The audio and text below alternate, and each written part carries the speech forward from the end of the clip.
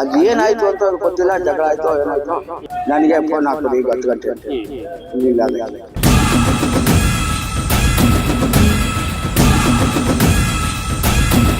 ಎರಡು ದೇಹಗಳು ಇಲ್ಲಿ ಬಾಗಿಲು ತರ ಬಿದ್ದಿರ್ತವೆ. ಮತ್ತೆ ಒಳಗಡೆ ಒಬ್ಬ ವ್ಯಕ್ತಿ ಆತ್ಮಹತ್ಯೆ ಮಾಡ್ಕೊಂಡಂಗೆ ಕಾಣಿರುತ್ತೆ. ಅದನ್ನೇ ಇವರು ಮಾಹಿತಿ ಪೊಲೀಸರು ಕೊಟ್ಟಿರ್ತಾರೆ.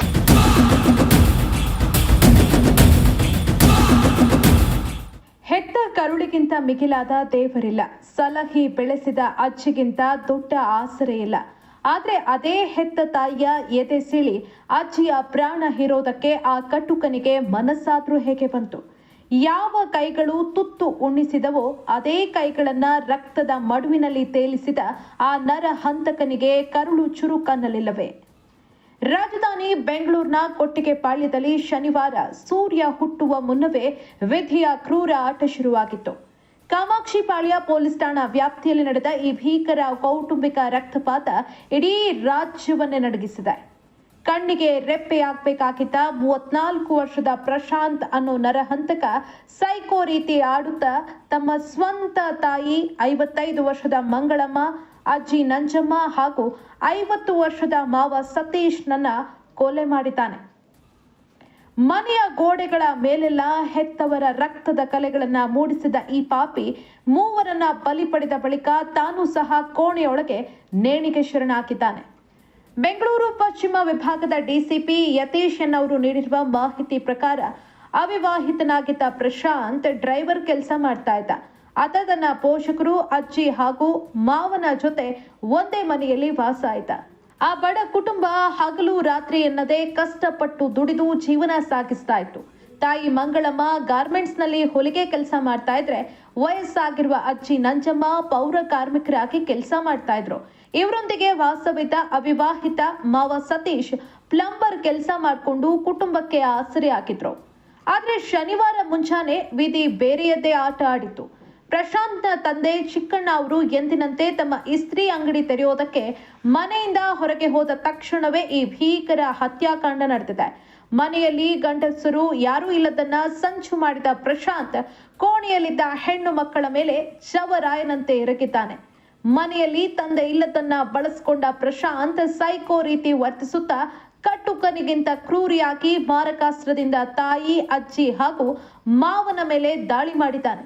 ಆ ವೇಳೆ ಮನೆಯೊಳಗಿಂದ ಕೇಳಿ ಬಂದ ತೀವ್ರ ಕಿರುಚಾಟ, ಜೀವ ಉಳಿಸಿಕೊಳ್ಳೋದಕ್ಕೆ ಅವರು ನಡೆಸಿದ ಹೋರಾಟ ಮತ್ತು ಆರ್ತನಾದವನ್ನ ಆಲಿಸಿದ ಅಕ್ಕಪಕ್ಕದ ನಿವಾಸಿಗಳು ತಕ್ಷಣವೇ ಮನೆಗೆ ಧಾವಿಸಿ ಬಂದಿದ್ದಾರೆ. ಆದ್ರೆ ಅಷ್ಟರಲ್ಲೇ ಕಾಲ ಮಿಂಚಿ ಹೋಗಿತ್ತು. ರಕ್ತದ ಮಡುವಿನಲ್ಲಿ ಬಿದ್ದಿದ್ದ ಮೂವರ ಹೆಣಗಳನ್ನ ಕಂಡು ಸಾರ್ವಜನಿಕರು ಆತಂಕಗೊಂಡಿದ್ದಾರೆ. ಈ ವೇಳೆ ಕೈಯಲ್ಲಿ ರಕ್ತ ಸಿಕ್ತ ಮಾರಕಾಸ್ತ್ರ ಹಿಡಿದು ವಿಕೃತವಾಗಿ ನಿಂತಿದ್ದ ಪ್ರಶಾಂತ್ನನ್ನ ಸ್ಥಳೀಯರು ಅತ್ಯಂತ ಸಾಹಸದಿಂದ ಹಿಡಿದು ಮನೆಯ ಕೋಣೆಯೊಳಗೆ ತಳ್ಳಿ ಹೊರಗಿನಿಂದ ಲಾಕ್ ಮಾಡಿದ್ದಾರೆ. ತಕ್ಷಣವೇ ಪೊಲೀಸರಿಗೆ ಮಾಹಿತಿ ನೀಡಿದ್ದಾರೆ. ಆದ್ರೆ ವಿಧಿ ಲೀಲೆ ನೋಡಿ, ಪೊಲೀಸರು ಸ್ಥಳಕ್ಕೆ ಬರುವಷ್ಟರಲ್ಲಿ ಕೋಣೆಯ ಒಳಗಡೆಯೇ ಪ್ರಶಾಂತ್ ನೇಣಿಗೆ ಶರಣಾಗಿದ್ದಾನೆ. ಇನ್ನು ಈ ಭೀಕರ ಘಟನೆಯ ಬಗ್ಗೆ ಮಾತನಾಡುತ್ತಾ ಚಿಕ್ಕಣ್ಣ ಅಂದ್ರೆ ಪ್ರಶಾಂತ್ ತಂದೆ ಒಂದು ಆತಂಕಕಾರಿ ವಿಚಾರವನ್ನ ಹೇಳಿದ್ದಾರೆ. ಆತನಿಗೆ ಯಾವುದೇ ರೀತಿಯಾದಂತಹ ಸಮಸ್ಯೆ ಇರಲಿಲ್ಲ. ಒಂದು ವೇಳೆ ನಾನು ಕೂಡ ಮನೆಯಲ್ಲಿರ್ತಾ ಇದ್ರೆ ನನ್ನನ್ನು ಕೂಡ ಆತ ಕೊಲೆ ಮಾಡ್ತಾ ಇದ್ದ ಅಂದಿದ್ದಾರೆ. ಎಲ್ಲ ಊಟ ಮಾಡ್ಬಿಟ್ಟು ಮಣಿಗಿದ್ದು ನಾನು ಬೆಳಗ್ಗೆ ಎದ್ದು ಮಾಮೂಲಿ 6 ಗಂಟೆಗೆ ಎದ್ದು ಅಂಗಡಿ ತಕ್ಕ ಹೋಗ್ತೀನಿ, ಐರನ್ ಅಂಗಡಿ. ಅಲ್ಲಿ ನಾನು ಪಾಡಿಗೆ ನಾನು ಹೋದೆ. ಇವ್ರು ಇನ್ನೂ ಮಣಿಗಿದ್ರು. ಅದು ಏನಾಯ್ತು ಅಂತ ಗೊತ್ತಿಲ್ಲ, ಜಗಳ ಆಯ್ತು ಏನಾಯ್ತು. ನನಗೆ ಫೋನ್ ಹಾಕೋದು ಈಗ 10 ಗಂಟೆ ಹಿಂಗಾಗೈತು. ಏನ್ ಮಾಡಿದ್ರು ಒಳಗಡೆ? ಏನ್ ಮಾಡೋಣ ಅಂತ ನನ್ಗೆ ಗೊತ್ತೇ ಇಲ್ಲ. ಎಷ್ಟು ಮೊದಲಿನ ಗಲಾಟೆ ಮಾಡ್ಕೊತಿದ್ರ? ಮೊದ್ಲೇ ಅಂತ ಗಲಾಟೆ ಏನಿಲ್ಲ, ಸುಮ್ನೆ ಅವ್ರ ತಾಯಿ ಕಂಡ್ರೆ ಹಂಗೆ ಹಂಗೆ ನೀನು ಅಷ್ಟೇ. ಪ್ರಶಾಂತಿ ಮದುವೆ ಆಗಿದ್ಯಾ? ಇಲ್ಲ, ಎಲ್ಲ ಒಟ್ಟಿಗೆ ಇದ್ರಿಲ್ಲ? ಎಲ್ಲ ಒಟ್ಟಿಗೆ. ಏನ್ ಕೆಲಸ ಮಾಡ್ತಿದ್ರು ಪ್ರಶಾಂತ್? ಡ್ರೈವಿಂಗ್ ಕೆಲಸ. ರಾತ್ರಿ ಗಲಾಟೆ ಆಗಿದ್ದ? ಇಲ್ಲ ನಿನ್ನೆ ಗಲಾಟೆ ಆಗಿದ್ರೆ ನಾನು ಹೋಯ್ತಾನೆ ಇರಲಿಲ್ಲ ಅಂಗಡಿ ತೆಗಿಯಕ್ಕೆ. ಒಟ್ನಲ್ಲಿ ನಾನು ಇದ್ದೆ, ನನ್ನ ಕಳ್ಸ್ಬಿಡೋಣ ಏನೋ ಗೊತ್ತಿಲ್ಲ. ಸ್ಥಳಕ್ಕೆ ಭೇಟಿ ನೀಡಿದ ಪಶ್ಚಿಮ ವಿಭಾಗದ ಡಿಸಿಪಿ ಯತೀಶ್ ಹಾಗೂ ಕಾಮಾಕ್ಷಿಪಾಳ್ಯ ಪೊಲೀಸರು ಪರಿಶೀಲಿಸಿದ್ದಾರೆ. ಈ ದಿನ ಬೆಳಗ್ಗೆ ಸುಮಾರು ಒಂದು 8:30 9 ಗಂಟೆ ಮಧ್ಯದಲ್ಲಿ ನಮ್ಮ ಪೊಲೀಸ್ ಠಾಣೆಗೆ ಒಂದು ಮಾಹಿತಿ ಇರುತ್ತೆ. ಇಲ್ಲಿ ಕಾಮಾಕ್ಷಿಪಾಳ್ಯ ಪೊಲೀಸ್ ಠಾಣಾ ವ್ಯಾಪ್ತಿಯ ಕೊಟ್ಟಿಗೆಪಾಳ್ಯ ಜಾಗದಲ್ಲಿ ಒಂದೇ ಮನೆಯಲ್ಲಿ ಸುಮಾರು ಒಂದು 4 ಸಾವಾಗಿದ್ದಾವೆ ಅಂತ ಹೇಳಿ, ಅದರಲ್ಲಿ 3 ಕೊಲೆಗಳು ಮತ್ತು ಇನ್ನೊಂದು ಆತ್ಮಹತ್ಯೆ ಅನ್ನೋ ಒಂದು ಮಾಹಿತಿ ಆಧಾರದ ಮೇಲೆ ಪೊಲೀಸರು ಇಲ್ಲಿ ಬಂದು ಸ್ಥಳಕ್ಕೆ ಬಂದು ಪರಿಶೀಲಿಸಲಾಗಿ ಈ ಮನೆಯಲ್ಲಿ ಸುಮಾರು 5 ಜನ ವಾಸ ಇರ್ತಾರೆ. 5 ಜನರಲ್ಲಿ ತಂದೆ ತಾಯಿ ಮತ್ತೆ ಒಂದು ಅಜ್ಜಿ ಮತ್ತೆ ಏನು ಈ ಮಾವ ಮತ್ತೆ ಮಗ ಇಷ್ಟು ಜನ ವಾಸ ಇರ್ತಾರೆ.